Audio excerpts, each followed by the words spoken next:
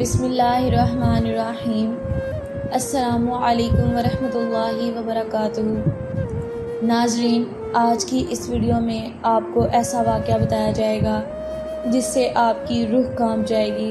اس video کو آخر تک دیکھنا، آپ کا بہت فائدہ ہوگا، اور ایسی ویڈیوز کے لیے ہمارے چینل کو سبسکرائب لازمی کریں۔ شکریہ۔ ہم سے پہلی امتوں میں ایک شخص تھا جس نے بہت زیادہ مال و متاع جمع کیا ہوا تھا اور اس کی اولاد بھی کافی تھی۔ طرح طرح کی نعمتیں اسے میسر تھیں۔ کثیر مال ہونے کے باوجود وہ انتہائی کنجوس تھا۔ اللہ عز و جل کی راہ میں کچھ بھی خرچ نہ کرتا، ہر وقت اسی کوشش میں رہتا کہ کسی طرح میری دولت میں اضافہ ہو جائے۔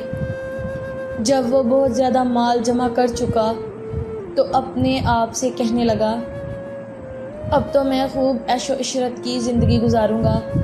چنانچہ وہ اپنے اہل و عیال کے ساتھ خوب عیش و عشرت سے رہنے لگا۔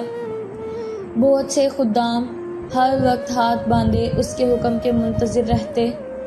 الغرض وہ ان دنیاوی آسائشوں میں ایسا مگن ہوا کہ اپنی موت کو بالکل بھول گیا۔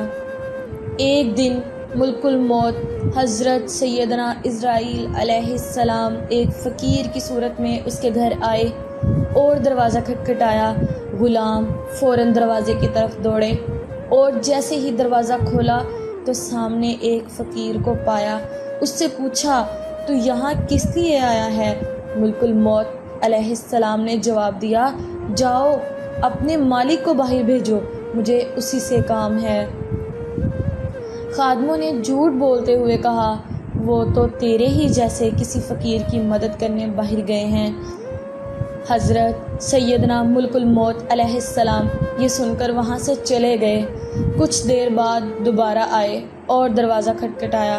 غلام باہر آئے تو ان سے کہا، جاؤ اور اپنے آقا سے کہو میں ملک الموت علیہ السلام ہوں۔ جب اس مالدار شخص نے یہ بات سنی تو وہ بہت خوف زدہ ہوا اور اپنے غلاموں سے کہا، جاؤ اور ان سے بہت نرمی سے گفتگو کرو۔ خدام باہر آئے اور حضرت سیدنا ملک الموت علیہ السلام سے کہنے لگے، آپ ہمارے آقا کے بدلے کسی اور کی روح قبض کر لیں اور اسے چھوڑ دیں، اللہ عز و جل آپ کو برکتیں عطا فرمائے۔ حضرت سیدنا ملک الموت علیہ السلام نے فرمایا، ایسا ہرگز نہیں ہو سکتا۔ پھر ملک الموت علیہ السلام اندر تشریف لے گئے اور اس مالدار شخص سے کہا، تجھے جو وصیت کرنی ہے کر لے، میں تیری روح قبض کیے بغیر یہاں سے نہیں جاؤں گا۔ یہ سن کر سب گھر والے چیخ اٹھے اور رونا دھونا شروع کر دیا۔ اس شخص نے اپنے گھر والوں اور غلاموں سے کہا، سونے چاندی سے بھرے ہوئے صندوق اور تابوت کھول دو اور میری تمام دولت میرے سامنے لے آؤ۔ فوراً حکم کی تعمیل ہوئی اور سارا خزانہ اس کے قدموں میں ڈھیر کر دیا گیا۔ وہ شخص سونے چاندی کے ڈھیر کے پاس آیا اور کہنے لگا، اے ذلیل و بدترین مال، تجھ پر لعنت ہو، تو نے ہی مجھے پروردگار عز و جل کے ذکر سے غافل رکھا، تو نے ہی مجھے آخرت کی تیاری سے روکے رکھا۔ یہ سن کر وہ مال اس سے کہنے لگا، تو مجھے ملامت نہ کر، کیا تو وہی نہیں کہ دنیا داروں کی نظروں میں حقیر تھا؟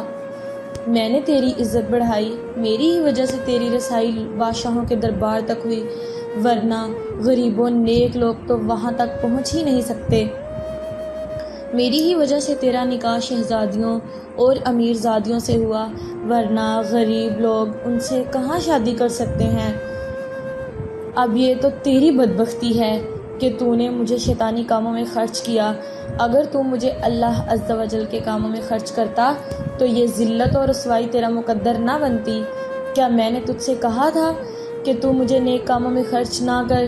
آج کے دن میں نہیں بلکہ تو زیادہ ملامت و لعنت کا مستحق ہے۔ اے ابن آدم، بے شک میں اور تو دونوں ہی مٹی سے پیدا کیے گئے ہیں، پس بہت سے لوگ ایسے ہیں جو نیکی کی راہ پر گامزن ہیں اور بہت سے گناہوں میں مستغرق ہیں۔ امام ابن جوزی علیہ رحمۃ اللہ علیہ القوی فرماتے ہیں، گویا مال ہر شخص سے اسی طرح کہتا ہے لہٰذا مال کی برائیوں سے بچ کر رہو اور اسے نیک کاموں میں خرچ کرو۔ امید ہے ہماری یہ ویڈیو آپ کو لازمی اچھی لگے گی۔ اگر آپ اس کے بدلے میں ہمیں کچھ بھی دینا چاہتے ہیں تو ہمارے چینل کو لازمی سبسکرائب کر لینا، یہ آپ کی طرف سے ہمارے لیے دعا ہوگی۔ اللہ حافظ۔